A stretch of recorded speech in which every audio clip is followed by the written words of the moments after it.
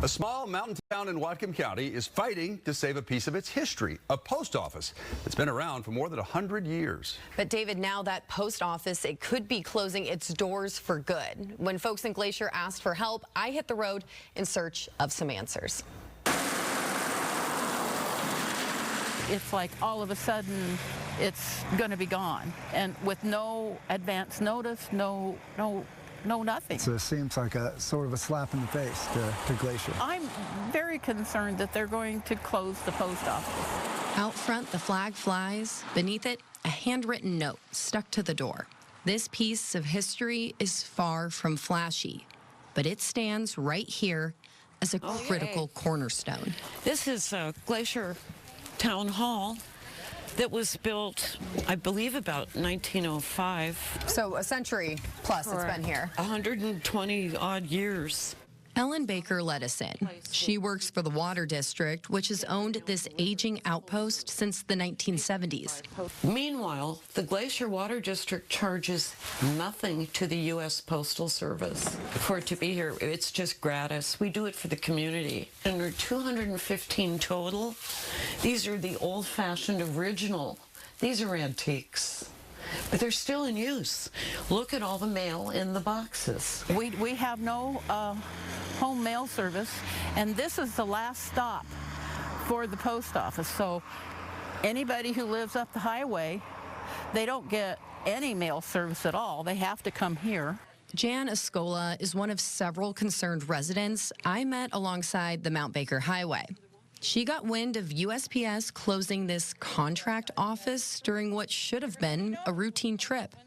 Turns out outgoing mail is no longer an option. It's certainly a surprise to us. It wasn't long before the news reached Mike Baxter, too. I have MS. I can't really walk, but I do get around on this. It's hard enough for me just to get up the ramp and in the box where it's only 10 feet away. If they close this post office, we're going to have to go all the way to Deming, and that's almost 30 miles away. Just how much of a pain really is it to get from where we are here in Glacier all the way to Deming?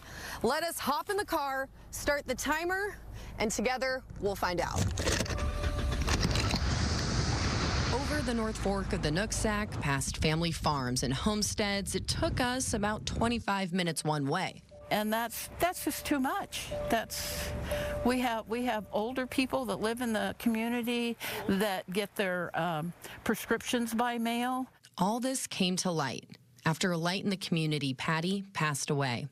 As the schedule shows, for about 2 short hours a day, she worked here at this window. When the mail comes in, it's a place where we all congregate and talk to one another, because it's kind of a, it's our community connection. In order to pick up that Amazon package, you've got to go in person.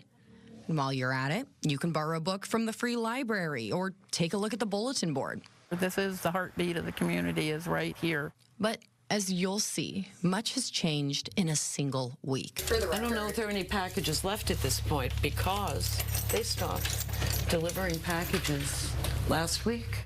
A room once filled to the brim has since been hollowed out. And Christmas is right around the corner.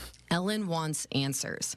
If USPS isn't paying for this place, but they're still generating revenue off of postage, box renewals, and shipments, why get rid of a moneymaker? There is, of course, the matter of staffing, but as Ellen explains, the person who works behind the counter is a part-time person.